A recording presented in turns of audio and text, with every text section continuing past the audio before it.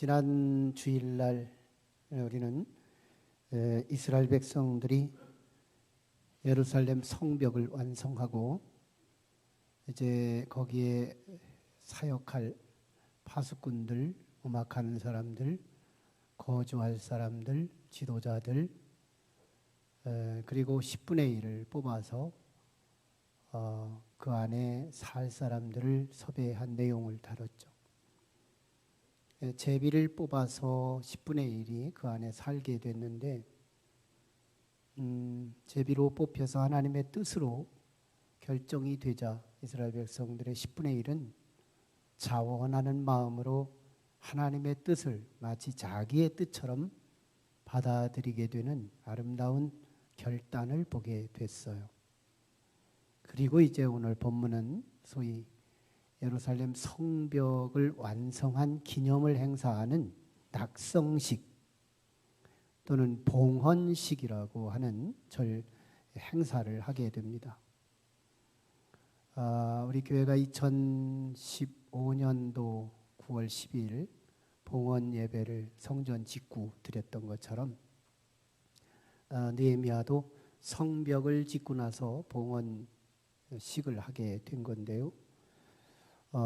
이 12장에 나타난 말씀은 둘로 구분해서 이해할 수 있어요. 첫째는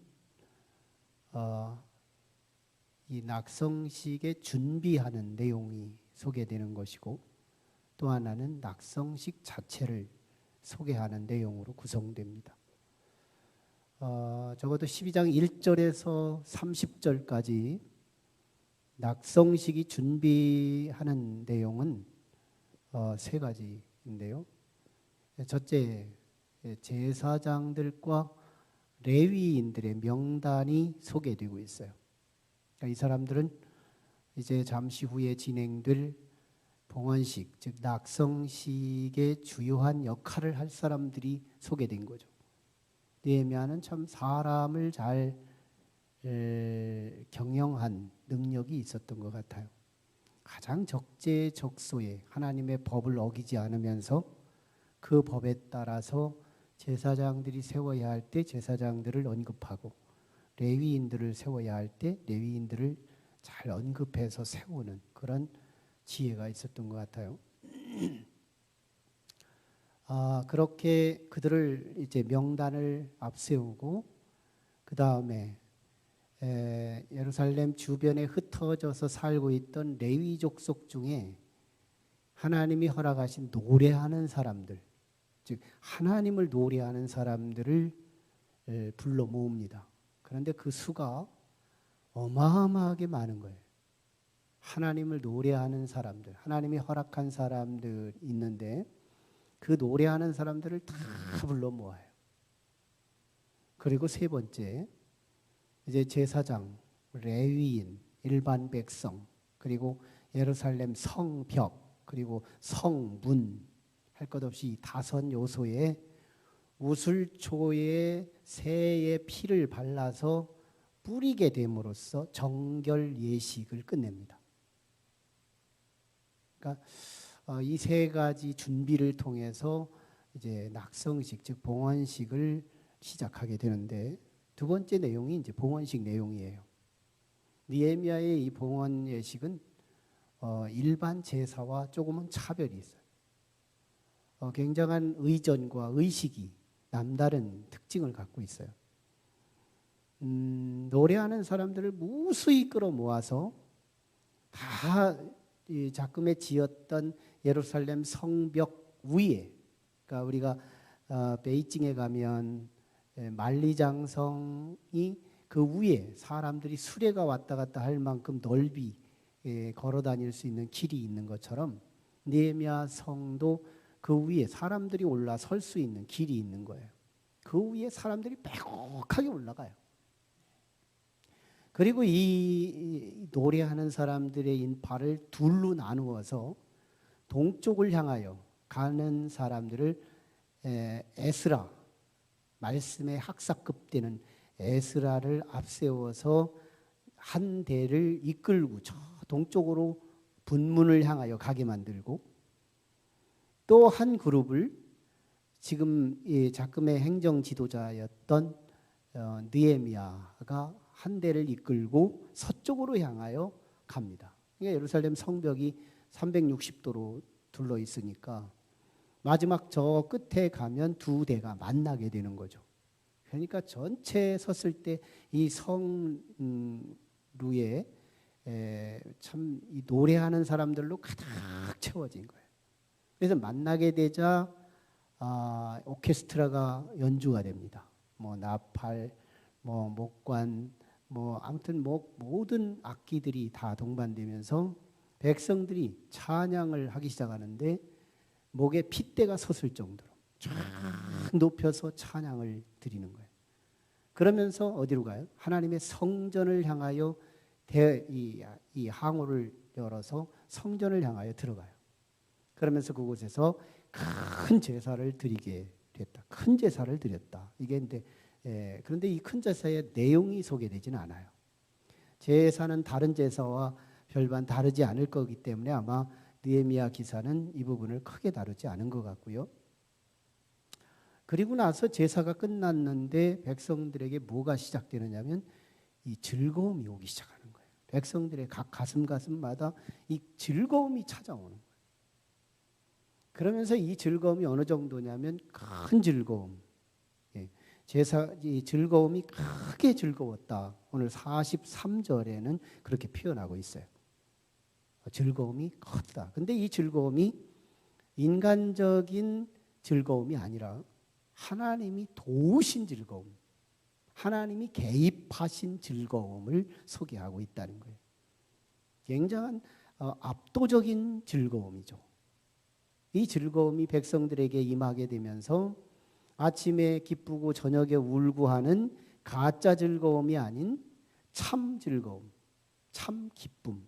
이게 느헤미야 공동체가 낙성식을 드리고 난 결과가 되는 거예요. 이 이야기, 그런데 이 기쁨의 소리가 이제 주변 멀리까지 이 기쁨의 소식이 들려지게 됐다. 이게 이제 오늘 말씀의 시작과 끝을 얘기하는 말씀이죠. 여기서 우리가 가장 중요하게 다뤄야 할 사실적 메시지는 하나님이 이 제사, 이 낙성식을 받으셨다는 거예요. 하나님이 움직이셨다. 하나님께서 이 제사를 기뻐 받으셨다. 그 증거는 43절에 나타나는 거예요. 하나님께서 얼마나 참 기쁘셨으면 이 제사를 이 백성들의 이 기쁨을 적극적으로 개입하시고 도와주셨느냐는 거예요. 하나님이 이 즐거움을 돕고 계신 내용을 보는 거예요. 그러니까 이 제사가 이 낙성식, 봉헌식이 하나님 모시기에 합당했다는 것을 말하죠. 하나님이 움직인 거예요. 우리가 예배를 드리고 제사를 드리지만 제사 시대가 구약 성경이고 신약이 예배 시대가 된 건데 여러분 제사와 예배의 퀄리티 어떤 게 더 중요한지 두 가지가 다 필요해요. 죄인된 우리들이 죄를 정결케 하는 제사가 필요한 거죠. 근데 예수 그리스도가 이 땅에 오신 이후에는 모든 제사가 끝납니다. 모든 제사가 끝나요. 그래서 그 이후에는 예배만 필요한 세상이 된 거예요. 이게 은혜 시대입니다. 우리는 제사가 다 끝난 거예요. 지금 다시 제사를 재현한다는 것은 우리 예수 그리스도의 오심을 부정하는 사건이 돼버려요. 그래서 우리는 예배 시대에 사는 겁니다. 그러면 제사를 드렸을 때 그 제사에 하나님이 움직여주신 하나님이 응답하신 이 사건을 보면서 우리는 예배의 목적과 목표를 생각해야 하는 거예요. 우리가 드리는 예배는 요식적 행사가 아니라 하나님이 내 예배를 받으실까? 이 부분을 우리가 늘 눈여겨보고 주목해야 하는 대상이라는 거예요. 내가 드려지는 이 예배를 하나님이 받으실까? 이거. 느헤미야의 제사를 하나님이 받으셨잖아요. 기뻐 받으셔서 백성들에게 은혜를 부어주시잖아요. 개입해 주시잖아요. 그런 것처럼 우리의 예배를 받으신 하나님이 과연 그분이 움직이실까? 그분이 내 예배를 기꺼이 받으실까? 이 부분이 우리의 주목해야 할 초점이라는 거예요. 예배 드릴 때 그냥 시간 드리고 몸 드리고 장소 구별하고 그냥 예배를 요식적 의식으로 끝나는 예배가 아니라, 나 오늘 교회 갔다 왔으니까 된 거라는 생각이 아니라 내가 이 교회에 와서 예배하는 이 예배를 하나님이 받으실까? 우리는 예배의 이 초점을 살려내는, 어쩌면 오늘 이 예배가 이 전후가 됐으면 좋겠어요. 하나님이 받으시는 제사에 목표가 있어야 한다. 목표. 그럴 때 결국은 우리에게 즐거움이 다시 회복될 수 있는 거죠. 자, 그런데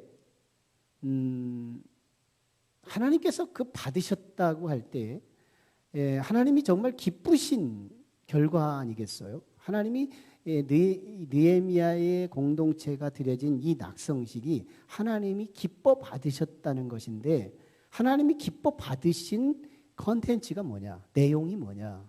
이 부분이 이제 오늘 말씀에서 우리가 발굴해야 하는, 하나님의 말씀을 들어야 하는 내용인 거예요. 두 가지입니다. 하나는 30절에 근거한 정결이에요. 정결. 하나님 앞에 나갈 때 우리는 이 정결 부분이 가장 중요해요. 레위기서는 이 정결 예법에 대해서 아주 주요한 메시지, 메인 메시지로 다루고 있거든요. 하나님 앞에 나갈 때 우리의 이 정결은 조건이에요. 영적 인프라라고 하는 환경이 됩니다. 하나님께 나아가는 우리들의 인프라, 영적 환경은 깨끗함입니다. 이 코로나 시대에 우리는 이 정결함에 대한 이 민감한 시대에 살고 있잖아요. 손을 씻어야 하고 우리의 몸도 정결하게 해야 되고, 외부 터치를 조심해야 하고, 이런 시대에 살고 있는데 오늘 말씀이 또 이런 말씀과 우리 연관되는 거예요. 우리는 몸에 대해서 이런 깨끗한 이 정결한, 정말 사순절, 그 어느 시대보다도 그 어느 해보다도 사순절답게 지내는 이 사순절, 사순절에 대한 얘기 없이, 사순절의 단어를 쓰지 않고도 사순절을 충분하게 잘 감당하고 있는 이 시대, 참 우리가 얼마나 정결하게 살고 있어요. 그런데 하나님 앞에 우리가 설 때 이 몸만이 아닌 마음도 정결히, 그리고 우리의 영혼도 정결해야 한다는 거. 그때 하나님이 지정하신 피를 우슬초라고 하는 빗자루 같은 것에다가 찍어다가 우리의 그때 당시에 제사장들에게, 레위인들에게, 그리고 백성들에게, 그리고 또 그 성벽에게, 성문에 뿌려서 정결하게 한 것처럼 우리도 십자가에서 그리스도의 희생으로 말미암아 쏟아진 그 피를 마음의 문설주에다가 뿌리는 이 정결 예식이 필요한 거예요. 하나님이 우리 각자의 예배, 우리 모두의 예배를 기꺼이 받으실 예배는 정결함이 첫 번째입니다. 두 번째가 있어요. 느헤미야 예배를, 느헤미야 이 낙성식을 하나님이 기뻐 받으시고 그 백성들에게 기쁨이 충만하게 만들었던 이 요인, 하나님의 기쁨을 자극해 할 수 있었던 이 제사의 핵심적 내용, 그게 뭐냐? 찬송이라는 거예요. 찬송. 우리는 이 찬송이, 요식적 찬송이 있지만 이 찬송이 살아야 사실은 오늘 우리가 예배에 진정한 하나님을 만나는 예배가 될 수 있는 거거든요. 찬송이 살아요. 요식적 찬양 많습니다. 믿음 없이 부르는 찬양 많습니다. 멜로디에 집중하는 찬양 많습니다. 하지만 과연 이 찬양이 살아있을 때 우리가 주님을 만난다는 거예요. 느헤미야 보세요. 쭉 보면 이 느헤미야의 이 낙성식의 가장 메인으로 지적되고 전체 본문을 이끌어가는 메인 메시지는 노래하는 사람들이에요. 소위 또 다른 단어로 보면 감사 찬송하는 사람들이에요. 무수히 많은 사람들을 다 노래하는 사람들만 뽑아다 갖다 놓는 거예요. 지금 이 제사, 이 낙성식에서 강조되고 있는 게 뭐냐면 제전, 제물을 얼마나 드렸느냐, 제사를 어떤 식으로 드렸느냐, 여기에 초점을 두지 않아요. 노래하는 사람을 그 수없이 성 위의 길로 올려놓고, 그리고 성 위에 다 세워지는 거예요. 그리고 동쪽으로 가게 하고 서쪽으로 가게 하면서 뺑둘러 만나게 하면서 그들이 대우 항렬이 한 자리에서 만나게 되면서 오케스트라가 쫙 펼쳐지고, 백성들이 이 목에 핏대가 생길 정도로 이 찬양의 함성이 큰 소리로 예루살렘 이 성을 막 채워가는 거예요. 그리고 성전에 들어가서 제사를 드렸더니 이 제사를 하나님이 받으셨다. 여러분, 느헤미야가 드려진 이 낙성식의 가장 메인 메시지가 찬송이었다는 거. 보면 31절에도 보면 감사 찬송하는 자들의 큰 무리를 둘로 나눴다고 표현하잖아요. 또 40절에도 보면 이 감사 찬송하는 이 두 무리가 하나님의 전을 향하여 섰다고 말하잖아요. 감사 찬송하는 사람들을, 노래하는 사람들을, 그냥 세상 노래가 아니라 하나님을 노래하는 사람들을 무수히 세워놓고 그 성 위에 올라가게 하고 거기서 돌게 하고 만나는 자리에서 오케스트라가 연주되고, 그리고 온 백성이 찬양할 때 이 한번 그 예루살렘의 그 성에서 이 함성과 이 찬양의 소리를 한번 연상해 보세요. 얼마나 우렁차고 얼마나 아름다운 하모니가 그 예루살렘에서 들려질 수 있었을까. 그러자 그 놀라운 축제의 소문이 주변에 확 퍼지게 됐다, 그런 얘기잖아요. 느헤미야 공동체의 낙성식의 이 찬양은 멜로디로 끝나지 않습니다. 노래로 끝나지 않았다 이 말이에요.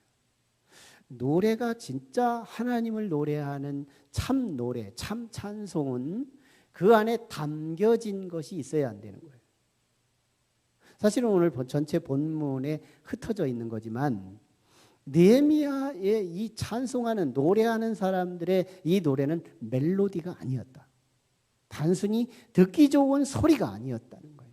그 속에 뭘 담았는가. 우리 이 곡조 안에 담겨진 콘텐츠, 내용이 중요하다는 거예요. 거기에 신앙 고백을 담아요. 거기에 믿음을 담아요. 거기에 하나님이 좋아하는 내용을 담는 거예요. 오늘 본문을 통해서 조명하면 세 가지가 담겨 있어요. 지금까지 이 성을 세운 자는 느헤미야가 세웠고 그의 추종자들이 함께 세운 거지만 그 공로를 인간에게 돌리지 않습니다. 하나님께 영광을 돌려요. 그러니까요, 이 찬송 가사에 백성들은요, 이 성 위에 올라가서 한 바퀴를 핑 도는 이 의식을 통해서 느헤미야는 뭘 말하고 싶은 거냐면, 지금까지 우여곡절이 있고 지금까지 헌신을 하며 이 성벽을 건축하기까지는 우리가 쌓은 것이 아니라 하나님이 건축하셨다는 걸 고백하고 싶은 거예요. 하나님께 영광을 담았다 그 말이에요. 하나님께 영광을 담은 찬송, 이 찬송이 하나님 앞에 연락된다는 거예요. 하나님께 영광을 담은 찬송. 그러니까 우리가 찬송을 부르실 때 가사에 주목하는 게 너무 중요한 거예요. 가사를 잘 들여다보면 영광을 향하는 내용들이 얼마나 많아요. 그때 한 주간을 살았지만 내 근력으로 살고 내 잘난 기술로 살았다고 말하지 않고, 하나님의 은혜 때문에 내가 한 주간 동안 은혜가 있었고 건강했고 다시 예배할 수 있는 이 자리로 복원되게 하신 분은 하나님이라고 영광을 담아서 찬양하는 이 습관이 필요하다는 거예요. 찬양 속에 영광을 담았다. 또 하나는 이 찬양 속에 감사를 담습니다. 조금 전에도 말씀한 것처럼 31절에 또 40절에 나타난 이 감사 찬송이라는 수식어가 중요해요. 이 찬송 속에 감사를 담았다는 거예요. 이야, 우리에게 폐허딘 황폐했던 이 예루살렘 성벽이 하나님의 은혜 가운데 이 세워진 거에 대해서, 그래서 이것이 우리를 보호하게 된다는 이 차원이 얼마나 감사한지. 이 낙성식에서 이 감사가 빠지면 아무것도 아닌 거죠.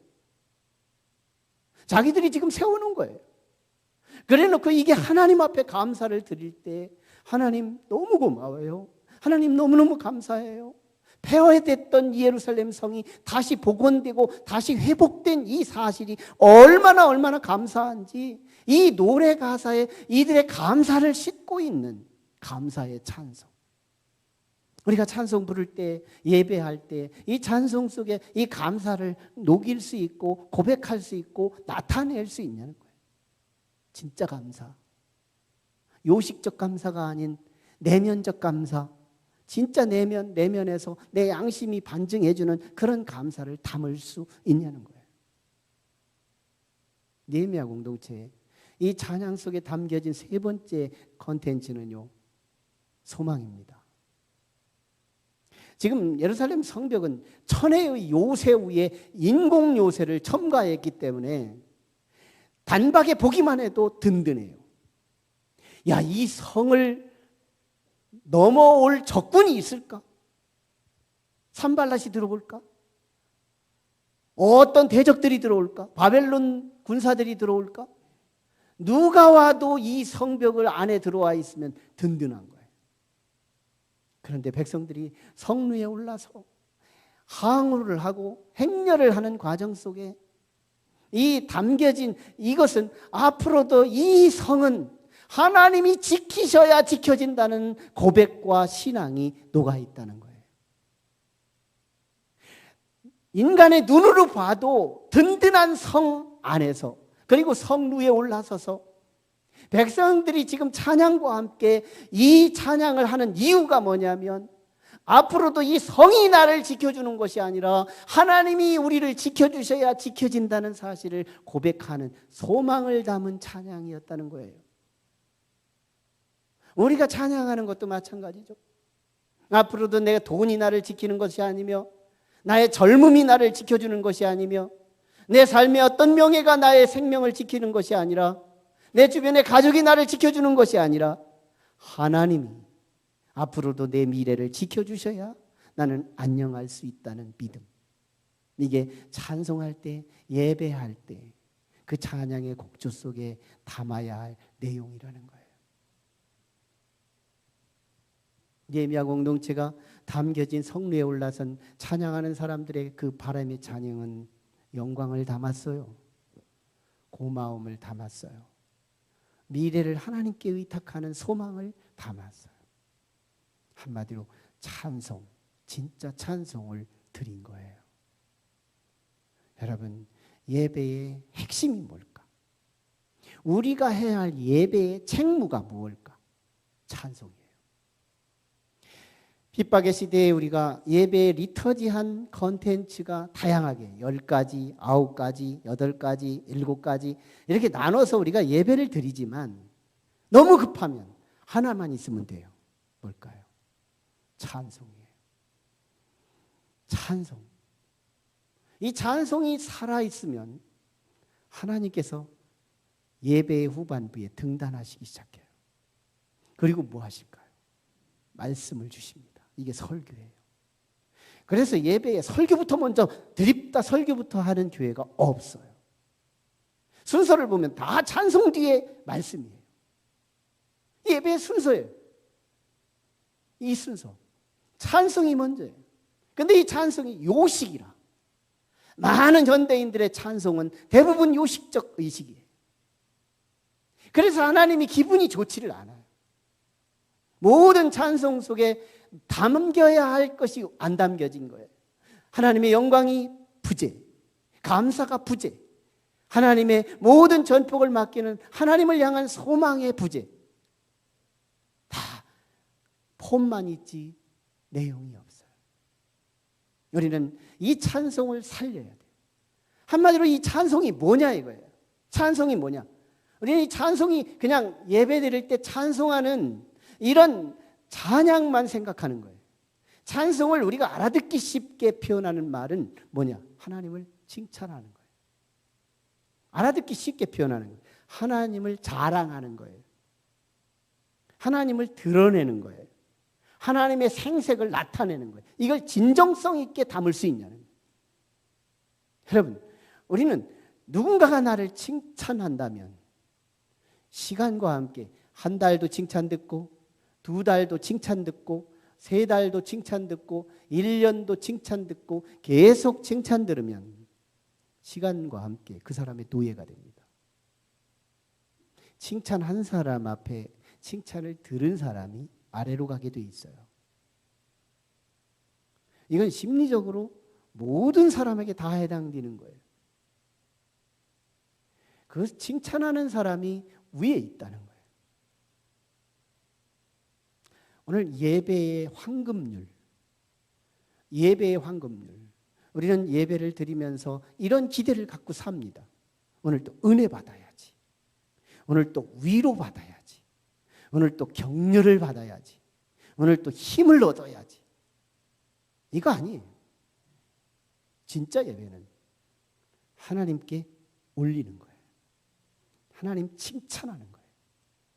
하나님 마음껏 드러내는 거예요. 진정을 담아서 하나님을 칭찬해 드리는 거예요. 하나님을 격려하고 하나님 당신밖에 없다고 진실을 담아서 하나님을 찬송 속에 담아서 우리의 삶의 모든 걸 올려드리는 거예요. 그러면요, 그 다음에 하나님이 즐거워요. 하나님이 기뻐져요. 하나님이 영광을 받으시는 거예요. 그 다음에 영광을 받으신 그 하나님이 예배 끝자락에서 우리에게 뭐가 찾아오는지 알아요? 위로가 와요. 기쁨이 회복돼요. 즐거움이 살아나요. 그래서 예배의 결과가 위로요, 기쁨이요, 즐거움이 된다는 결과가 되는 건데요. 우리는 아예 시작부터 위로를 받을 생각부터 하는 거예요. 격려부터 기대해요. 나름대로 하나님 앞에 어떤 구원부터 기대해요. 아니에요. 구원 내려놔야 돼요. 위로도 내려놔야 돼요. 격려도 내려놔야 돼요. 해결도 내려놔야 돼요. 그냥 하나님만 높여드리는 거예요. 하나님. 칭찬 듣고 고래도 춤춘다는데 인격을 만드신 하나님이 반응하지 않을 리 없거든요. 하나님만 높이는 거예요. 하나님만. 나의 나딤은 하나님의 은혜입니다. 하나님만 높여드리는 거예요. 하나님이 뭘 기뻐하는지 알아요? 찬송을 그렇게 기뻐해요. 시편 69편 30절로 31절을 함께 같이 읽어볼까요? 같이 한번 우리 띄워줘 보세요. 30절과 31절 같이 읽습니다. 전절이 안 나와. 30절부터. 네, 시작. 내가 노래로 하나님의 이름을 찬송하며 감사함으로 하나님의 위대하시다 하리니 이것이 소 곧 불과 굽이 있는 황소를 드림보다 여호와를 더욱 기쁘게 함이 될 것이라. 잘, 이렇게 페이지가 바뀌니까 앞에 것이 또 잃어버리는 거지만요. 보면요. 내가 노래로 하나님의 이름을 찬송함이며 그리고 하나님의 위대하심을 드러내면 하나님의 위대하심을 나타내면 하나님을 찬송하거나 하나님이 위대하시다는 것을 나타내면 뿔과 굽이 달린 황소 이게 최상의 제물이거든요. 하나님이 받으실 최고의 제물이거든요. 그런데 이거를 받을 때 얼마나 기쁘시겠어요. 뿔이 있고 굽이 있는 정결한 동물, 그 중에서도 가장 크고 가장 가치 있는 동물, 이게 황소예요.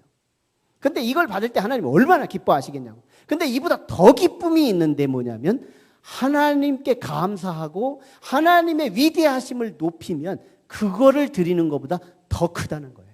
하나님의 기쁨이. 느헤미야는 이걸 안 거예요.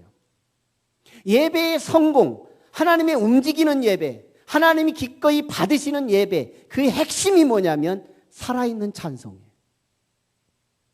황소를 드리는 것보다, 수억을 드리는 헌금보다 더 기뻐하는 것이 뭐냐면 찬송이 되는 거예요. 이사야 43장 21절 말씀에도 우리 인생을 만드신 목적 자체가 뭐냐면 이 백성이 나를 위하여 찬송하기 위하여 하나님이 우리를 창조하셨다고 말씀하고 있어요. 하나님을 찬송하게 하기 위해서 우리를 창조하셨대요. 그러니까 하나님이 기뻐하시는 건 찬송이라는 거죠. 찬송이다. 오늘 우리는 이 하나님을 움직이는 예배 한 번을 드리더라도 하나님께서 기뻐서 우리에게 필요한 위로가 있고 격려가 있고 즐거움이 있고 기쁨이 회복되는 예배. 가장 먼저 예배를 드리러 왔을 때는요, 은혜 받을 생각하지 말아요. 하나님께 영광 돌릴 생각만 하라는 거예요. 정결한 건 회개는 기초로 해야 되는 거죠. 아까처럼 회개가 필요해요. 회개 끝나면 하나님, 지난 한 주간 하나님 때문에 내가 여기 있어요. 그리고 하나님 고맙습니다. 진실을 다해서 고마움을 나타내요. 그리고 내가 건강히 나를 건강하게 하는 게 아니라 하나님이 나를 지켜야, 하나님이 내 부모를 지켜야, 내 자녀를 지켜야, 내 사업을 지켜야, 내 직장을 지켜야 지켜지는 겁니다.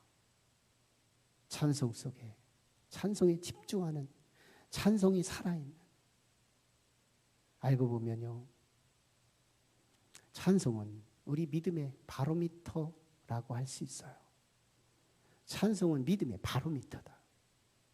참 놀라운 것은, 저는 하나님의 영적인 임상을 참 많이 해보는데 제 자신에게서 경험되는 거예요. 믿음이 이렇게 조금 소멸될 때 내 속에서 영락없이 발견되는 게 뭐냐면 이 찬송의 소리가 낮아요.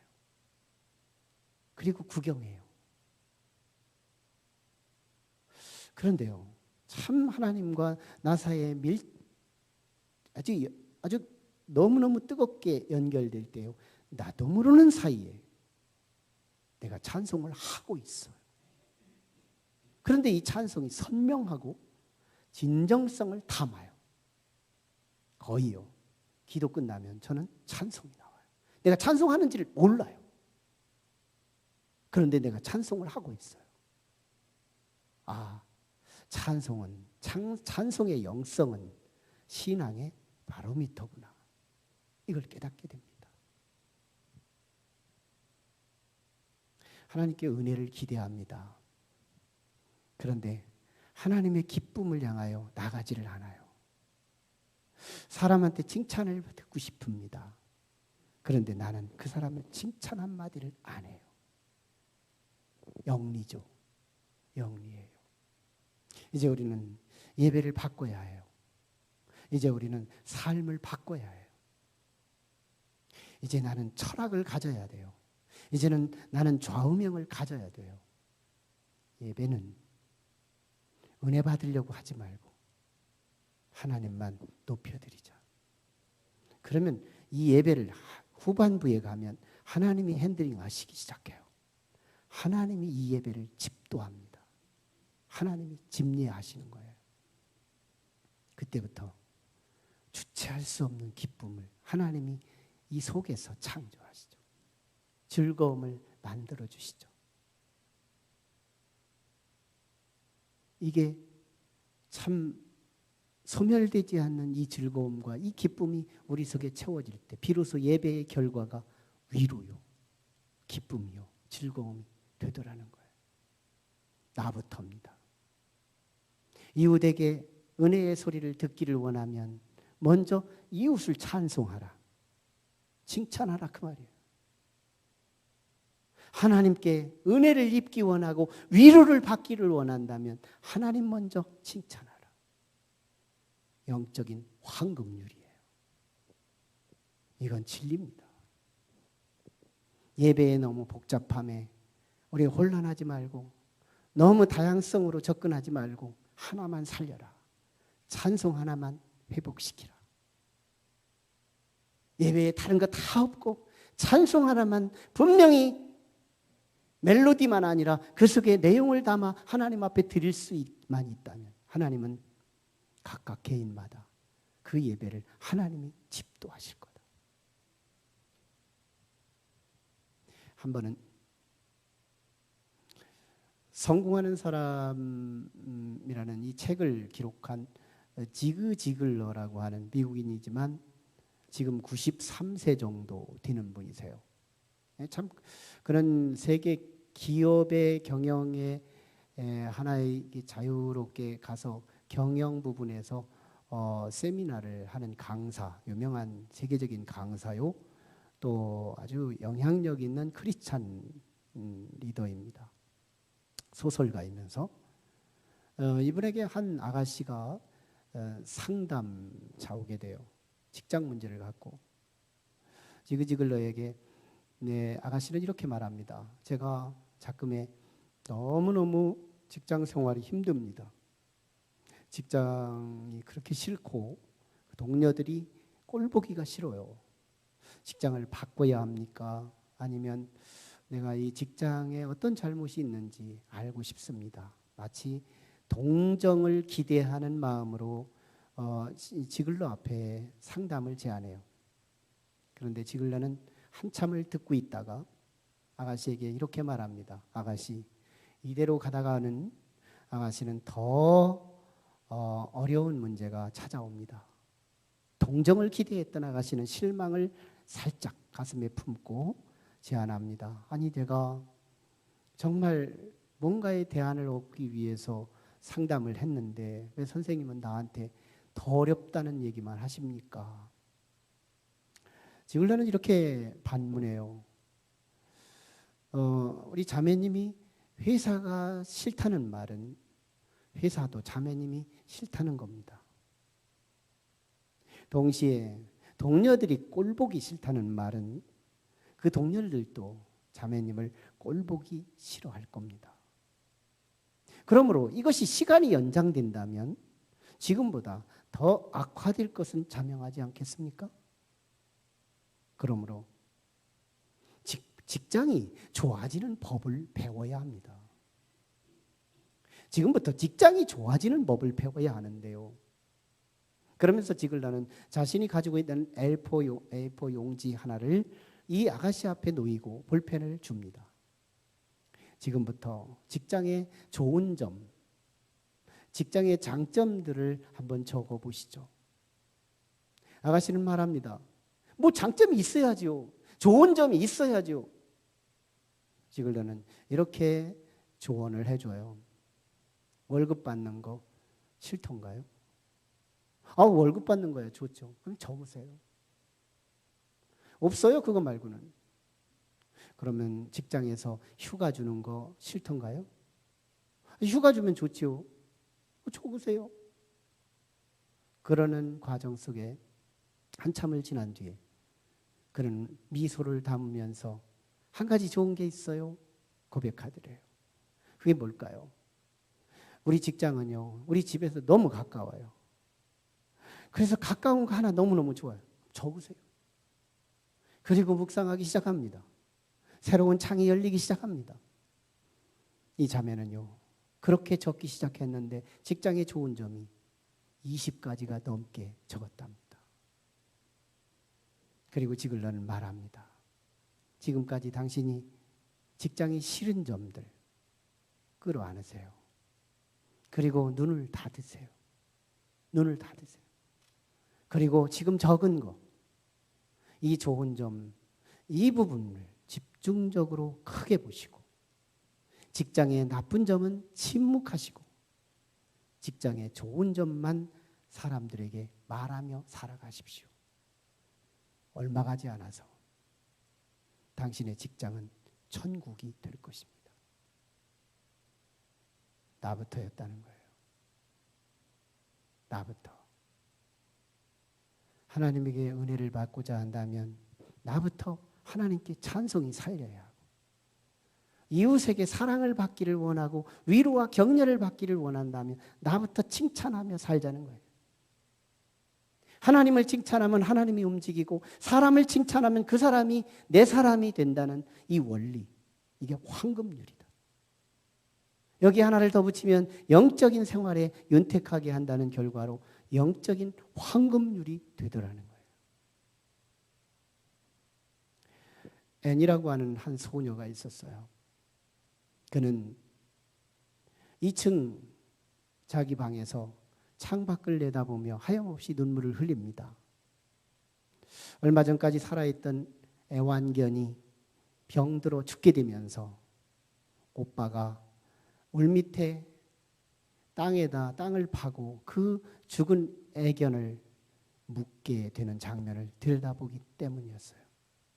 창밖에 보여지는 그 슬픈 장면, 조금 전까지 살아서 사랑과 애교를 보였던 그 강아지가 죽어서 싸늘한 시체가 되어 오빠의 손에 붙들려 이제 울밖에 묻혀야 하는 이 슬픈 장면을 들여다보는 거예요. 그때 건넌 방에 있던 할머니가 이 애니를 불러댑니다. 애니야, 이리 와봐라. 그러자 할머니의 방에 건너갔더니 할머니가 창가로 데리고 갑니다. 그리고 창 밖에를 내다보이게 하면서 장미 넝쿨에 있는 그곳을 손가락으로 지목하면서 저게 보이지? 애니는 내다보니까 거기에 장미꽃 몽우리가, 이 꽃이 몽우리가 터지기 바로 직전의 모습이 보여요. 그게 잘 안 보이지? 우리 내려가서 볼까? 애니를 데리고 할머니는 이 장미 넝쿨 쪽으로 와요. 정말 이 꽃이 폈네요 하면서 순간 애니는 얼굴에 미소가 있고 희망이 보였어요. 그때 할머니가 애니를 향하여 외마디 멘트를 줍니다. 애니야, 조금 전에 너는 들여다보면 안 되는 창을 들여다본 거란다. 앞으로도 너는 들여다보면 안 되는 창 앞에 서지 않기를 바란다. 우리의 인생은 누구나 두 창이 있다는 거예요. 두 창이 있다. 들여다보면 안 되는 창, 들여다봐야 할 만한 창. 여러분, 우리에게 행복은 운명이 아니고 기계적인 것이 아니라 선택이라는 사실이에요. 우리는 행복하기를 누구나 원해요. 우리는 즐겁기를 누구나 원해요. 우리는 행복하고 기쁘기를 누구나 원해요. 그런데 삶은 어둠의 창 앞에 서고 밝은 창 앞에 서는 일이 드물어요. 보이는 창 앞이라면 어디든지 내 눈을 열고 들여다보기 시작해요. 지나치게 텔레비전 앞에 서 있고, 지나치게 세상 앞에 서 있고, 지나치게 타락한 문화 앞에 서서 우리는 그걸 즐기며 살면서 내 인생 자체에 은혜가 임하기를 원하고 있어요. 잘못된 창 앞에 서서 내가 그걸 보며 우울해지고 침침해지고 슬퍼지고 길을 희미하게 만들어가는 그 창 앞에 서 있으면서 우리는 소망과 희망과 은혜와 즐거움과 기쁨과 행복을 기대하며 사는 거예요. 삶과 기대가 어그러져 있어요. 오늘 느헤미야 낙성식에서 배워야 할 이 지혜, 찬송이에요.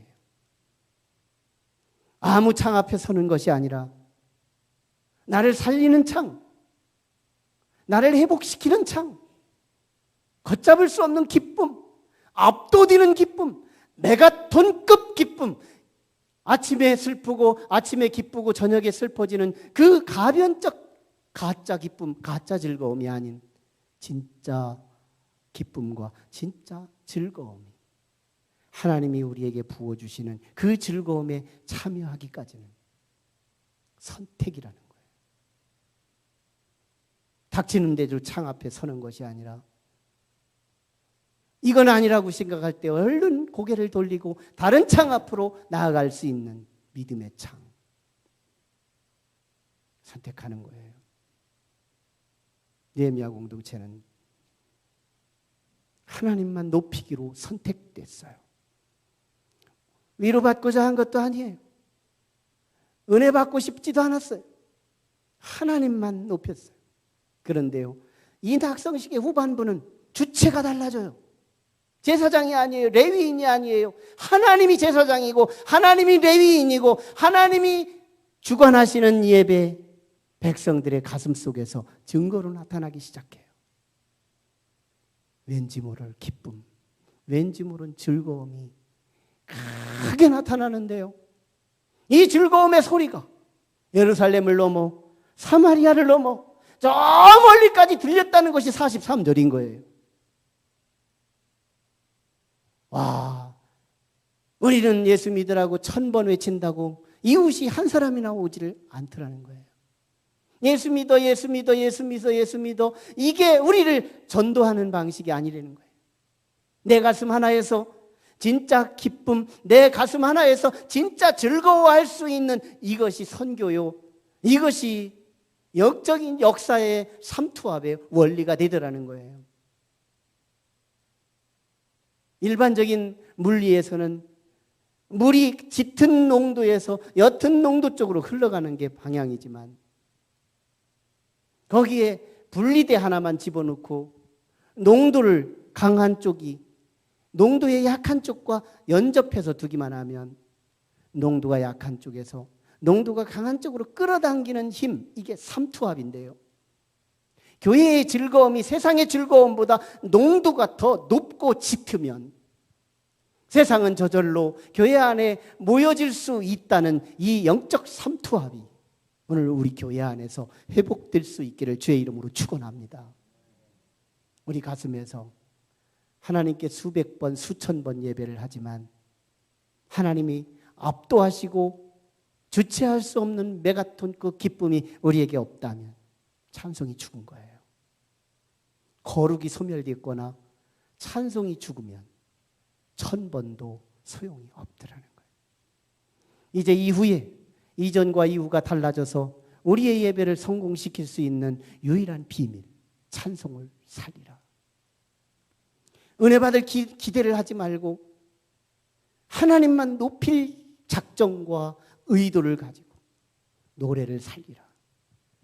그러면 내 예배 후반부는 목사가 예배를 집례하지 않고 하나님이 예배를 집례할 때가 오나니 그때의 그 즐거움은 우리의 가정으로, 우리의 직장으로, 우리의 주변으로 퍼져나가게 될 것을 믿습니다.